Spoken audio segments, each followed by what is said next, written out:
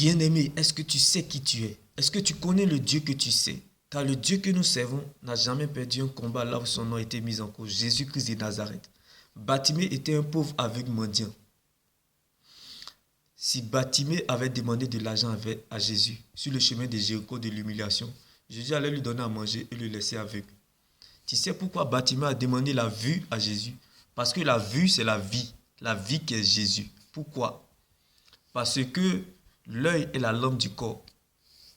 Qui dit corps parle du temple. Qui dit temple parle de l'église. Qui dit église parle du royaume des cieux. Qui dit royaume des cieux parle de la lumière. Qui dit lumière parle de la vie. La vie qui équivaut le chemin, la vérité qui est Jésus-Christ de Nazareth. Jésus-Christ n'est pas un chemin, il est le chemin. Il n'y a pas un chemin sans le chemin. C'est pour cela ce pauvre aveugle mendiant a compris cela. Mais toi tu vois, tu ne feras pas le contraire.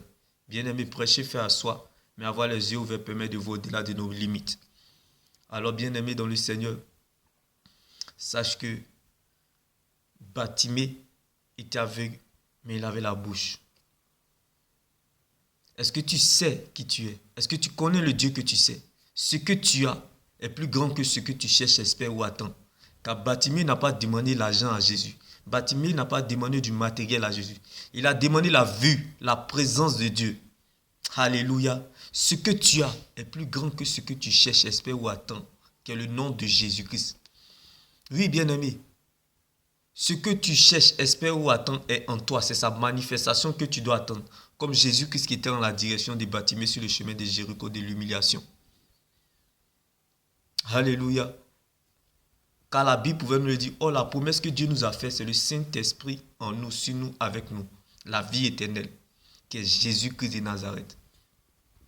Donc la promesse ne viendra pas, elle est en nous. C'est sa manifestation que nous devons attendre.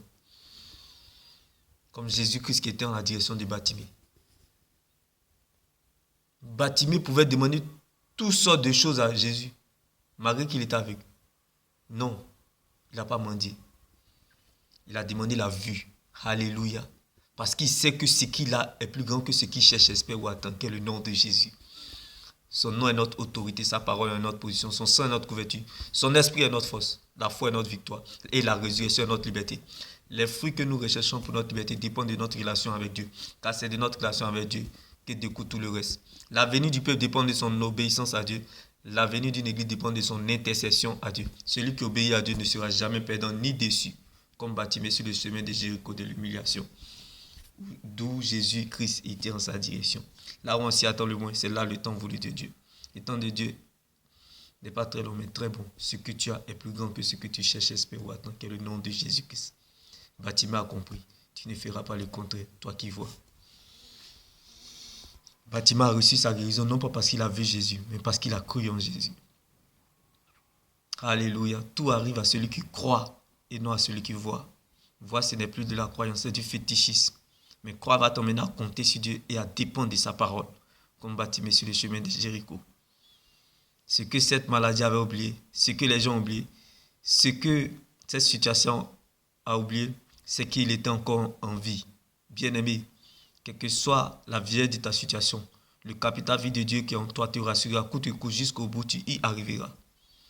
La vie de Dieu qui est en toi est trop importante pour qu'une flèche te tue. Bartimée l'a compris.